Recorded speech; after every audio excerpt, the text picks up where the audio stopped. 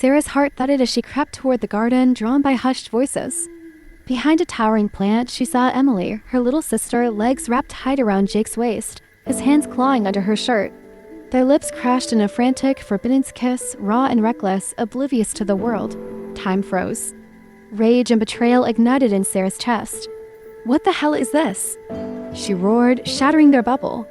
"Hey, I'm Emily, 26 years old, used to think I had my shit together, but turns out I'm a walking disaster. This whole thing with my sister, Jake, and my wedding? Yeah, it's a train wreck, and I'm the dumbass who lit the match. I don't even know where to start, but I guess it's only fair I spill my guts since she already told her side. Fair warning, I'm not proud of this. I'm a fucking mess, and I know it. So Adam, goddamn, where do I even start with him? He's 27, a year older than me, and the kind of guy who walks into a room and you just feel safe, you know? We met 3 years ago, back in early 2022, at this random coffee shop downtown. I was 23, fresh out of a shitty breakup, working part-time at the boutique while I figured out my life. He was there grabbing a black coffee, no frills, no bullshit, just standing in line, scrolling his phone, wearing this beat-up leather jacket that somehow made him look hot instead of homeless. I was behind the counter that day filling in for a friend who called out sick, and I fucked up his order.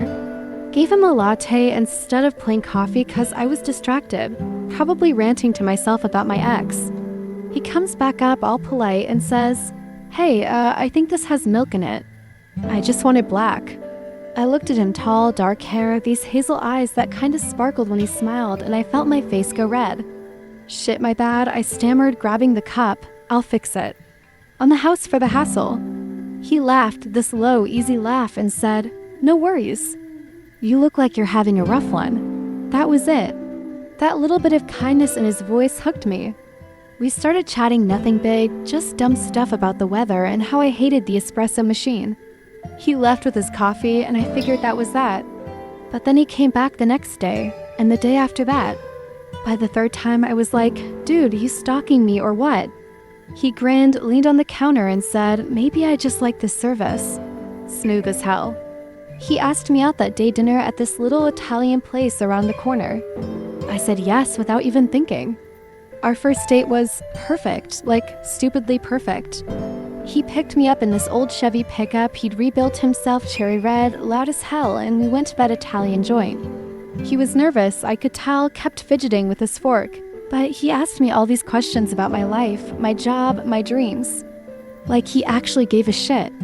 I spilled my guts over spaghetti, told him about my ex, how I wanted to open my own boutique someday, how I'm a mess half the time. He just listened, nodding, smiling, like I was the most interesting person he'd ever met.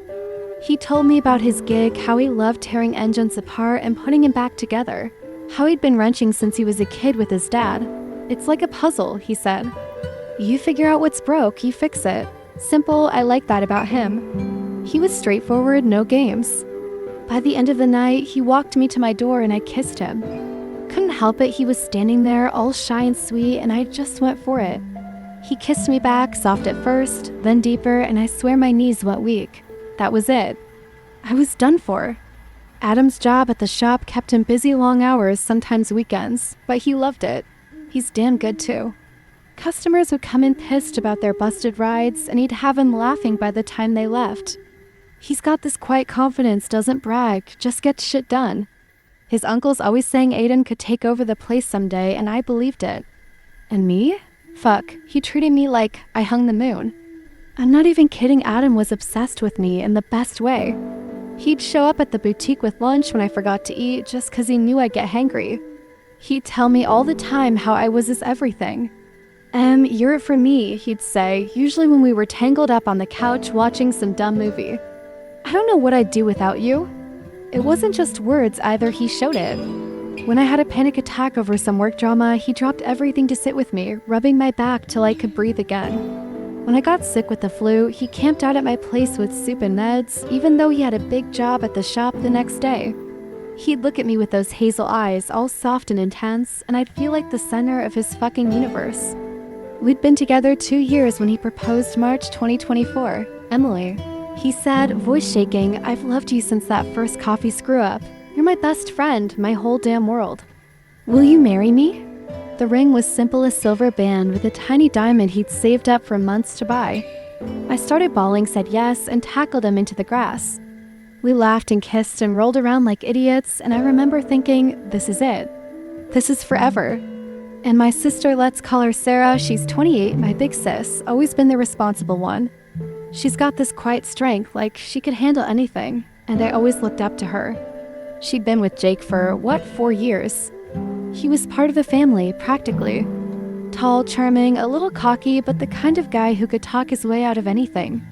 I never thought much of him beyond, oh, that's Sarah's dude. Until I did. Fast forward to early 2025. The wedding was set for March 15th, 3 years to the day since we started dating. Adam was all in, even with my stress levels hitting the roof. I was losing my mind over details, venue, flowers, dress, guest list, working my ass off at the boutique, and planning late into the night. He'd come over after the shop, still in his work boots, and just take care of me. Babe, you're gonna burn out, he'd say, pulling me onto the couch. Let me handle the seating chart or whatever. He'd spend hours helping me pick stuff, even when he was dead tired from fixing some asshole's transmission. One night, I was freaking out about the floors canceling, and he just held me, whispering, "You're still gonna be the most beautiful bride, flowers or not." He meant it to every word. To him, I was everything, and he never let me forget it, and I believed him. I loved him back hard, even when I started fucking it all up with Jake. Adam didn't deserve that. He saw me as his all, and I let him down in the worst way. It started small, I swear, like stupid small. Wedding planning was kicking my ass, and Sarah offered to help. Jake tagged along because he's that kind of boyfriend, always around, cracking jokes, lightening the mood. At first, it was innocent. He'd say something dumb like, "Emily, you sure you want Lily?" They smell like my grandma's funeral, and I'd laugh way too hard. Sarah would roll her eyes, but I'd catch myself thinking, damn, he's kind of funny. That was the first crack in the dam, I guess. As the wedding got closer, maybe 2 weeks out, I started noticing Jake more, like really noticing him. The way his shirt hugged his shoulders when he carried stuff for me. The way he'd smirk when he caught me staring. I told myself it was nothing. I was engaged for fuck's sake, but I'd find excuses to be around him. "Hey Jake, can you help me move these chairs?" Or "What do you think of this playlist?" I could have asked anyone else, but I asked him. Sarah started picking up on it, I think. She'd give me these looks like, narrow-eyed, "What the hell are you doing" looks. I'd brush it off, tell myself she was just stressed. I mean, she was helping with my wedding, so maybe she was tired. But deep down, I knew I was pushing it. I'd giggle at his dumbass jokes, touch his arm when I didn't need to, stand a little too close. It was like I was daring myself to see how far I could go without getting caught. One night, after a family dinner at Mom and Dad's, Sarah and Jake went home. And I overheard Mom say to Dad, "Did you see how Emily was with Jake tonight?" Dad just grunted, but it hit me. Fuck, people are noticing. I should have stopped then. Should have pulled back, focused on Adam, kept my damn hands to myself. But I didn't, I'm an idiot. A few days later, we had a barbecue at my parents' place. Whole family was there, cousins, aunts, uncles, the works. Adam was off chatting with my cousin Emma about some car shit, and Sarah was inside grabbing drinks. Jake was flipping burgers at the grill, looking all sweaty and hot in the afternoon sun. I wandered over, pretending I needed to ask about the food. "Hey, you burning those patties on purpose, or?" I teased, leaning against the table next to him. He grinned, that stupid fucking grin that made my stomach flip. "Only if you like him extra crispy, Em?" He'd started calling me that lately, and I didn't hate it. We started talking nothing big, just bullshit about the wedding, the weather, whatever. But then he said, "You're looking stressed, you okay?" And he put his hand on my shoulder. Just for a second, but it was like a jolt went through me. I laughed it off, stepped back, but my heart was pounding. Sarah came out right then, and I saw her freeze for a split second. She didn't say anything, just handed me a soda and went back to the crowd. Jake and I didn't talk much after that, but later, when everyone was distracted, I found him in the corner of the yard. I don't even know why I went over there. I just did. "Hey," I said, keeping my voice low. "You think Sarah's pissed at me?" He shrugged, looking nervous. "Dunno, she's been quiet. Why?" "I don't know, man. She's been weird lately." I stepped closer, too close, and he didn't back away. I giggled nervous, stupid, and that's when Sarah came back outside. We jumped apart like guilty teenagers, and I bolted to the other side of the yard. My face was burning. What the fuck am I doing? The next day, Sarah texted me to meet at this little cafe near my place. I figured it was wedding stuff. Maybe she found a cheaper florist or some shit. She was all smiles when I got there, chatting about the cake like nothing was wrong. Then she hit me with it. "We need to talk," she said, voice flat. My stomach dropped. "Oh, okay, what's up?" She laid it all out, how I'd been flirting with Jake, touching him, hogging his attention. She wasn't yelling, but her eyes were hard, like she was barely holding it together. "You're crossing the line, Emily," she said. "It's hurting me." I froze. Part of me wanted to apologize, to hug her and swear I'd stop. But another part, the dumb, defensive part, got pissed. Who was she to accuse me? I wasn't doing anything. Not really. So I snapped. "What the hell are you talking about?" "Jake's practically family." "I'm just being friendly." She didn't buy it. "You don't see how inappropriate this is?" I laughed harsh, mean. "You're being ridiculous. If you can't trust your own sister, that's on you." I stood up, chair screeching, and stormed out. I didn't look back. In my head, I was raging. She's paranoid. She's ruining my wedding vibe over nothing. But I knew deep down she wasn't wrong. That night, I vented to Jake over text. "Yeah, I know, stupid move. Sarah's losing her shit over us talking. Can you believe her?" He texted back, "She's overreacting. Don't worry about it." That should have been a red flag. He didn't tell me to chill, didn't defend her. He just fed into it. A week before the wedding, I was a mess. Adam and I had to fight something dumb about the guest list, and I was feeling off.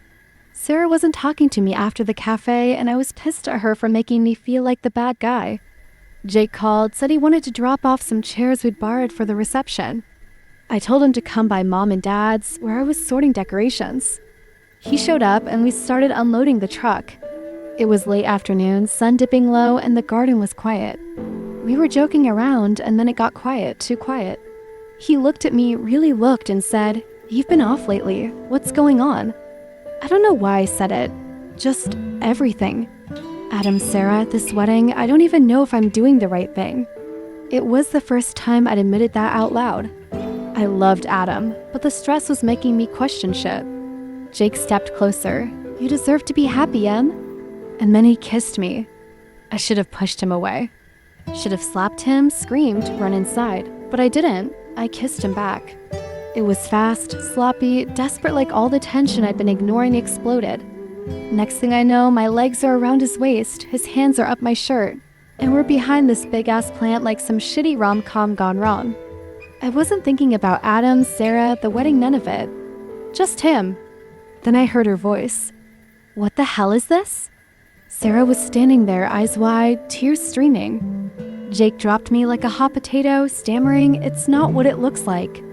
Dumbest fucking lie ever. I was shaking, crying, "I'm so sorry, we didn't mean for this to happen." But she was gone, running to her car, and I knew I'd just blown up everything. Jake chased after her, but I just stood there, legs like jelly.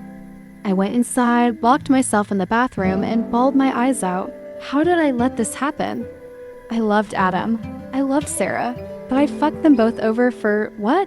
A stupid fling with Jake? I called him later, panicking. What do we do? She's gonna tell Adam. He was freaking out too. She won't. She's too mad to think straight. Just let her cool off. Worst advice ever. The next day, Sarah was gone, left town, wouldn't answer my calls. Jake said she dumped him via text. I tried texting her, "Please, let's talk." "I'm so sorry," but nothing. I told myself I could salvage it. I'd marry Adam, pretend it never happened, beg Sarah's forgiveness later. I didn't tell him. I couldn't. He'd been so sweet, so oblivious, and I convinced myself he didn't need to know. But Sarah did. She called him. I found out later she spilled everything and he didn't say a word to me. Just let me think it was fine. The wedding, my personal hell. March 15th, 2025, wedding day. I'm in my dress, hair done, smiling like an idiot. The church is packed, family, friends, everyone waiting for my big moment. I walk down the aisle, heart pounding, and Adam's standing there looking. Off, not happy, not nervous, just blank. We get to the vows and he stops. Looks at me, then at the crowd and says, "I can't do this." My stomach drops. He turns to everyone and says, loud as hell, I can't marry someone who'd betray her own sister. I'm done. Then he walks out. The place erupts, gasps, whispers, mom crying, dad yelling. I'm frozen, tears streaming, dress feeling like a fucking straitjacket. My cousin Emma's smirking like it's a damn soap opera. I run to the back, rip off the veil, and collapse. It's over. All of it. Aftermath. Picking up the pieces. Adam's gone. Sarah's gone. My parents barely look at me. Jake's texting, we can make this work, but I block him. He's the asshole who started this fire, and I'm the idiot who poured gas on it. I hear Sarah's out of town, probably hating me. I don't blame her. I'm crashing at a friend's place now, trying to figure out who the hell I am after this. I fucked up big time. I betrayed my sister, my fiancé, myself. I don't know if I can fix it, but I know I'll spend a long-ass time trying. If Sarah ever reads this, I'm sorry, I was selfish, stupid, and I didn't deserve you. That's the truth. As I sat there, still stunned by what had happened to Emily at the altar, I couldn't help but think betrayal comes in many forms, but it always leaves destruction in its wake. And that brings me to another story. This time about a woman who thought she was following her heart when she left her, fiancé for an old love only to watch her entire life crumble around her. Hey y'all, Jessie here, your friendly neighborhood disaster, ready to spill the beans on how I turned my cozy little engagement into a 5-alarm dumpster fire. So picture me with Ethan. My 29-year-old fiancé. Think of him as the human equivalent of a warm flannel shirt. Dependable, chill, and always there when you need him. He's a software engineer at some tech startup, pulling in decent cash and rocking those adorable wireframe glasses. We've been together for 5 years, shacked up in this cute 2-bedroom house I decked out with fairy lights and thrift store art because I'm artsy like that. Life was solid until I decided to light a match and burn it all down. We met at a dive bar during a friend's karaoke night. Ethan was belting out a terrible rendition of Sweet Caroline, and I was tipsy enough to think it was charming. I heckled him from the crowd, he shot back some witty comeback, and boom sparks. Fast forward a year, we're living together, splitting takeout bills and talking about the future like grown-ups. Kids? Maybe. Dog? Definitely. Marriage? Oh, for sure. Last summer, he pops the question during a picnic at this little park near our place. No ring in the champagne nonsense, just a sweet, Jessie, you're my person, marry me? I'm bawling, he's grinning, and I say yes. We start dreaming up a winter wedding thing, snowflakes, hot cocoa bar, me in a velvet dress looking like a boho queen. It's all perfect. Until it's not. At first, I'm all in. I'm sketching invites, bugging Ethan about whether he likes pine cones or candles for the tables, and hoarding inspo pics like a squirrel with acorns. But a few months later, the vibes shift. My freelance gigs are nightmare clients nitpicking every pixel, invoices going unpaid, and I start feeling trapped. Like, is this it? Am I locking in forever at 27? Then, out of nowhere, my ex Tyler pops up. Tyler's this tatted up barista I dated in college, total bad boy energy. Always broke, but man, he had this smirk that could melt steel. He deems me some lame, Mr. Faceline, and suddenly I'm reminiscing about the time we stole a shopping cart and raced it down a hill at 2 a.m. dumb. Yes, fun. Also yes. So I'm spiraling. Ethan's over here planning our honeymoon some cabin in Oregon. Super romantic, and I'm texting Tyler behind his back, giggling like a teenager. I don't want to cheat, but I'm wondering, what if I missed out? What if Tyler's my one that got away? Instead of, talking to Ethan like an adult, I decide to drop a grenade. One Friday night, he comes home early with pizza and this goofy smile, ready for a Netflix marathon. I'm on the couch, sketching nothing, and I just blurted out, Ethan, I need a break. Like, to figure stuff out. With Tyler. His face? Priceless, like I just told him Santa's not real. Tyler? He says, voice flat. The guy who ghosted you for a month because he lost his phone? I'm scrambling. It's not like that. I just need to know I'm not settling. Ethan's staring at me like I've grown a second head, and I double down. If it doesn't work with Tyler, I'll come back. I promise. Oh, Jessie, you absolute clown. He doesn't yell, he just goes quiet, which is worse. So, I'm your backup plan? He asks. I'm like, no, it's about me figuring out what I need. But yeah, I hear how dumb it sounds as it leaves my mouth. I pack a bag, crash at my bestie Maddie's place, and start my Tyler experiment. At first, it's thrilling late-night coffee runs, him blasting punk rock in his rusty Jeep, that old reckless vibe. But then reality hits. He's still a flake bailing on plans, flirting with the barista chick at his own cafe, and oh, he's still broke. Meanwhile, Ethan's radio silent. I figure he's sulking, waiting for me to come to my senses. Wrong. A week later, Maddie's scrolling Zillow and goes, Jess? Isn't this your house? Yep, Ethan listed it. Full on for sale sign in the yard. Then a moving truck pulls up to Maddie's with all my stuff, my easel, my plants. Even my stupid dream big poster plus a note. Enjoy your clarity, Jess. I'm shook. I text him, what the hell, Ethan? No reply. My fairy lights? Trashed. My vintage lamp? Donated. He's erasing me like I'm a bad sketch. I'm mad, but also impressed. Like, damn, he's got spine. Meanwhile, Tyler's texting me, babe, can you Venmo me $20 for gas? And I'm realizing I traded a king for a court jester. Things get worse. Ethan posts on Insta, new gig in Seattle. Fresh start, big vibes. Suddenly, everyone's team Ethan are friends, my cousin, even Maddie's like, Jess, you messed up. My freelance clients start ghosting me. Turns out word spreads fast when you ditch your fiancé for a dirtbag.